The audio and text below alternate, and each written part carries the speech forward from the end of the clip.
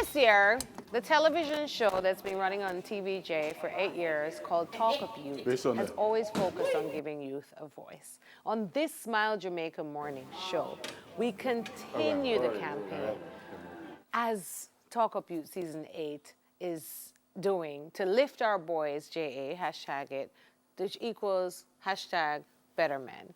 You know, on Smile Jamaica, we love to hear from our young people. And you know that I loved to hear from empowering young men.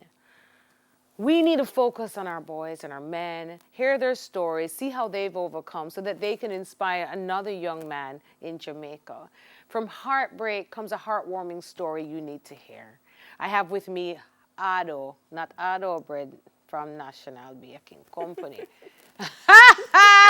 But Ardo Spalding from Jamrock. And he's here to share his story, which I know that by the end of it will leave you some motivation to chase your dreams, because yes, you can, no matter what the circumstances. I don't need any notes. I just need to go to you. Ardo, good morning. Morning, ma'am. How you do? I'm awesome. Ardo, you have a story. Just share it now. Just tell us your story, Ardo.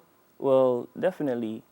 But first, I'd like to say thank you for giving me this opportunity to share my story with Jamaica and to inspire as many youths as possible. You know why? Because your voice matters. Definitely. And you're important. Thank you. Congrats on your recent accomplishment, receiving your Bachelor of... Well, I did my degree in accounting at UWI. accounting. All right, congratulations. Thank you. Talk to me. All right, so my story basically started roughly 10 years ago when I was 13, back in high school at the Donald Quarry High School. I lost my mom to the hands of criminals very violently. So back in 2008, I remember there was this war in my community. Your community is where? Parade Gardens, but it is better known as South Tel side. Aviv or Tel South. Aviv. So there was this war between those two factions.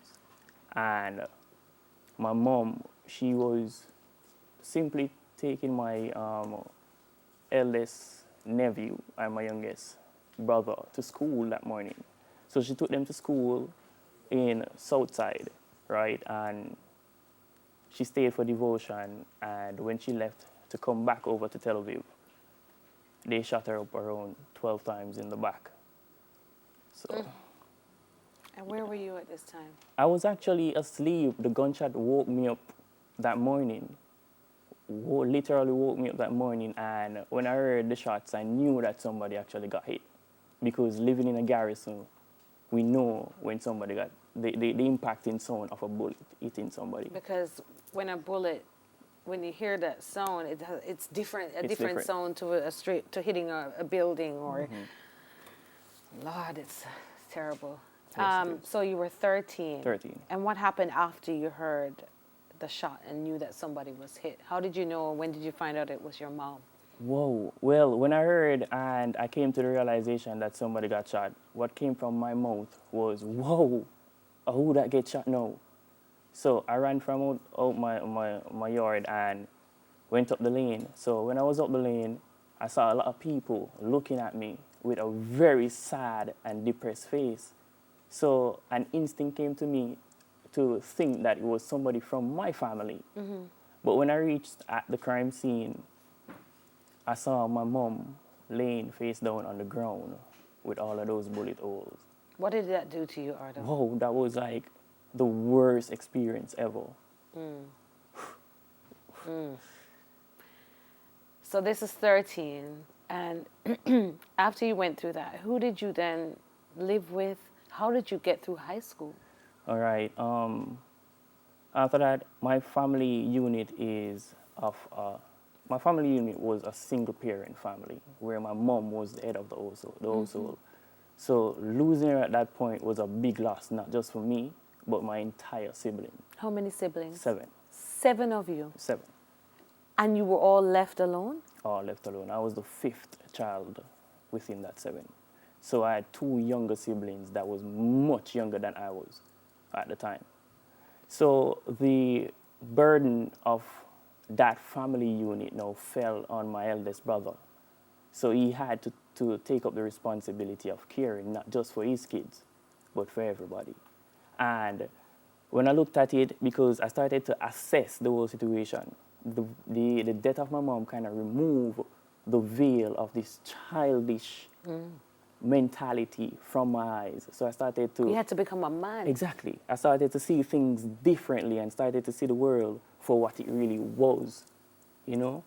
So I assessed all of that, and I said that I didn't want to contribute to this heavy burden on my brother's shoulders. So what I did was to venture on the streets of downtown Kingston on Saturdays to sell simple items like toothbrush, toothpaste. And your mom used to sell as well. Yeah, That was her way of bringing in the income. That was her business. That was her. And you took it up. And I took it up on myself to do that. Swallow my pride, go out in the streets on Saturdays, sell these little basic items just to have enough money to eat. So at 13, you hit the road selling every Saturday? Every Saturday. How long did this last for? Well, I did it up to the point of Cape.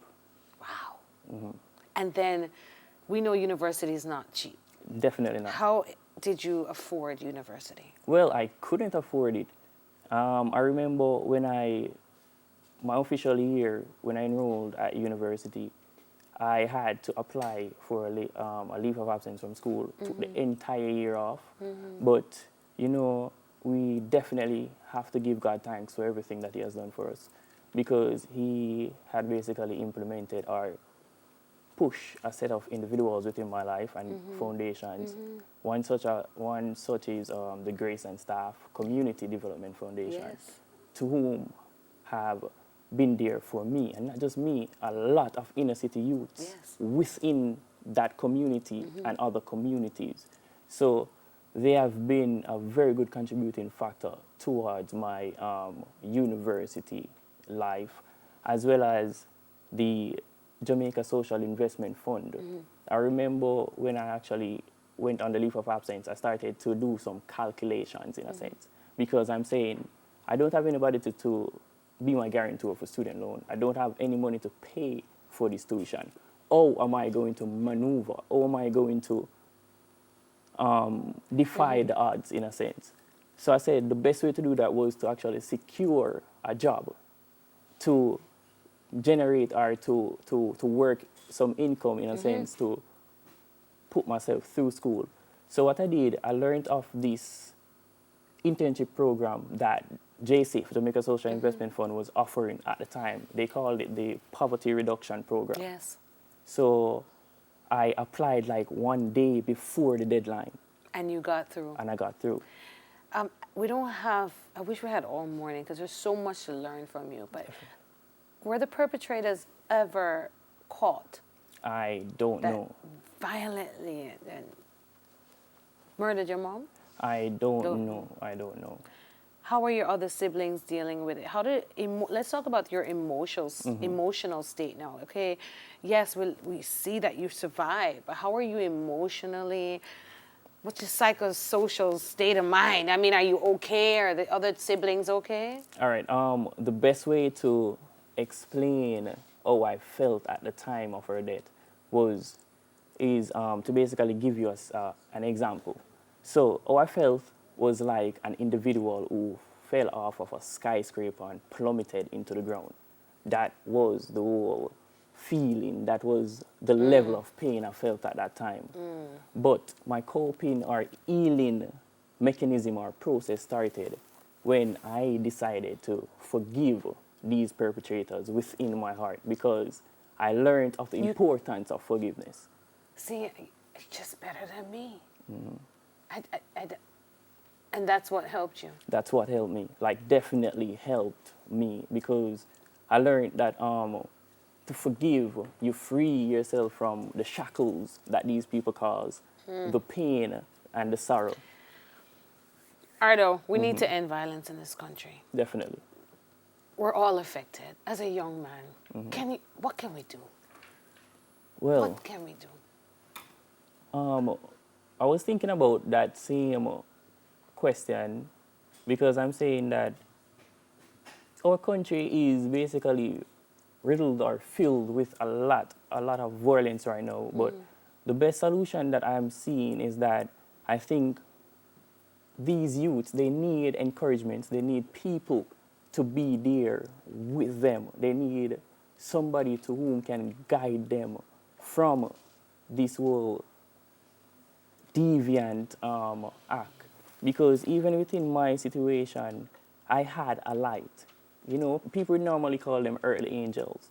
But I had one of those earthly angels that I saw as my light, you know, and because of her belief in me, actually prompted me to actually remember the promise that I made to my mom, which was to never fall or become a part of the whole Garrison statistics, but to rise above the odds and to change the generational cycle that was continuously Touch me. Talk up youth, Miss Effie. Talk up youth. Yes, keep doing it and keep inspiring other young men. Pass the baton, okay? Definitely. And love to your siblings, all right? Definitely. And your mom is watching as an angel, and I'm sure she's very proud of you. Thanks for sharing your story with us. Ardo Spalding, not the Ardo bread from National, but Ardo.